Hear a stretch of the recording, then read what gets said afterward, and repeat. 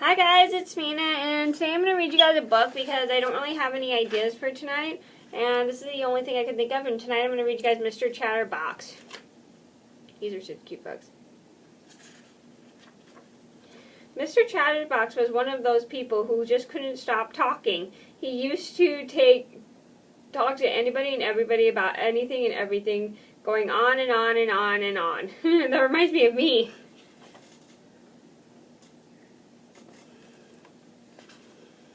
And on, and when he didn't have anybody to talk to, he used to talk to himself.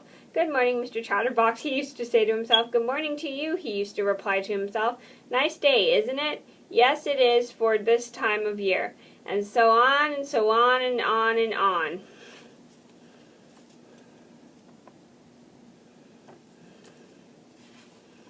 He lived in a box-shaped house in the village, Chatterbox Cottage. One morning, the mailman arrived with a letter for him. "Good morning, Mr. Chatterbox," said the mailman. "Good morning to you," replied Mr. Chatterbox. "As I was saying to myself only yesterday, or was it the day before? I forget. However, it's not such a good morning in my opinion, but I might be wrong, although I'm not very often as I was the other day. Monday, I think it was, or perhaps it was Tuesday, but never mind, because it was such a good morning. Don't you agree?" "Yes, of course you do, because that's what you said to me in the first place." And he went on and on all morning, and the poor mailman was late delivering all his mail.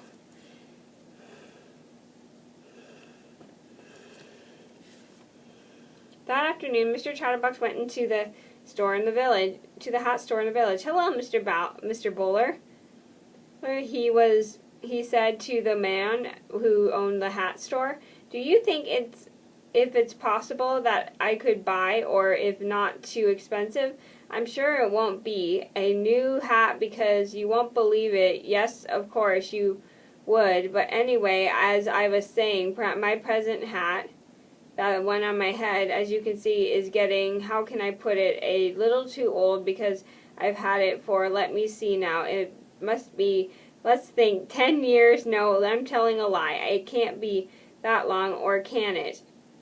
"Well, yes, it could be, but on the other hand, we went on and on, and he went on and on all afternoon and half the night, long after Mr. Bowler should have closed the store and gone.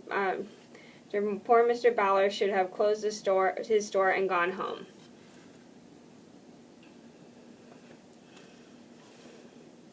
Eventually, Mr. Bowler managed to get a word in edgewise. He promised to order a new hat for Mr. Chatterbox.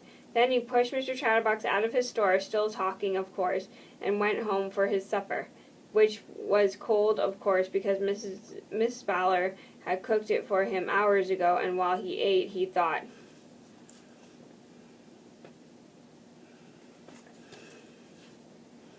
Exactly 1 week later, the new hat for Mr. Chatterbox arrived in a smart red box. The mailman delivered it to Mr. Bowler's shop. "At last," said Mr. Bowler, I don't know, heaving a sigh of relief. "I think that this hat is going to be the answer to the problem of Mr. Chatterbox talking so much." "I wish it could be," said the mailman, "but how can it?" "Because," Mr. Bowler replied, "this hat is a magic hat." "Oh," replied the mailman. He didn't quite understand.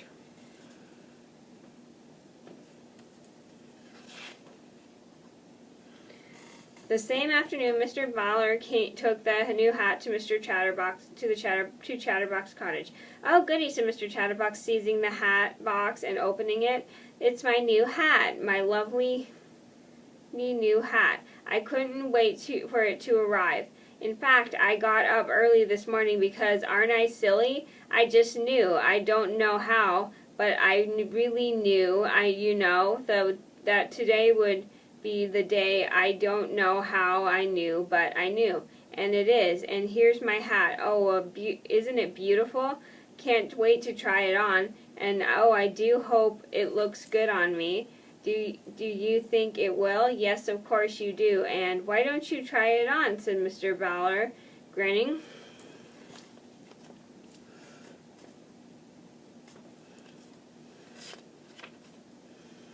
"Try it on? Yes, of course, I must try it on. And how silly of me to stand here chattering on when I haven't tried it on yet. Yes, I will. Absolutely, definitely try it on right away. Because, as I said, it's silly just to talk about trying it on and then not try it on, isn't it? And so he took the hat out of the hat box and put it on. It was a beautiful hat.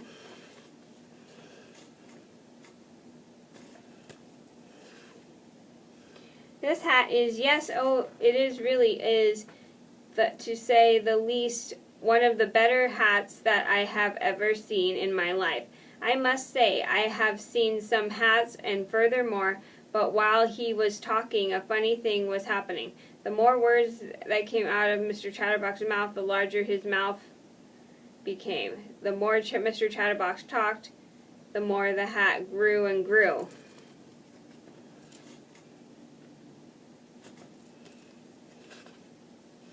Mr. Chatterbox kept on talking and the hat kept growing. I can't see anything, he said. 1 minute I was standing here trying on my new hat, and now, all of a sudden, without any warnings, just like that, the hat grew down to his feet and Mr. Chatterbox stopped talking.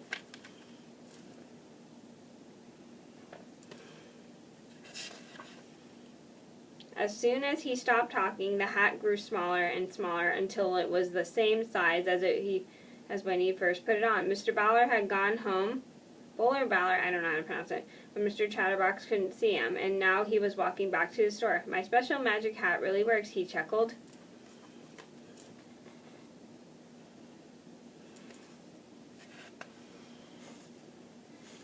The following day, Mr. Chatterbox was out for a walk when he met the mailman in the village. "Hello, mailman," he said. "Do you like my new hat? Have you ever seen such a fine hat?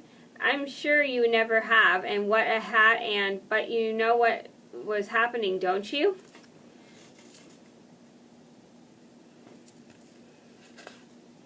The hat grew and grew and grew the more Mr. Chatterbox talked. "Now I know what Mr. Bowler meant by a magic hat," chuckled the mailman, and he went on his way, leaving poor Mr. Chatterbox speechless. He thought, thinking, not talking, thinking.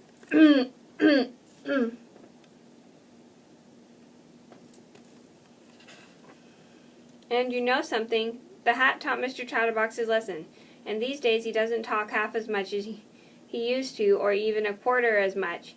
And you know the reason for that, don't you? Yes, of course you do, but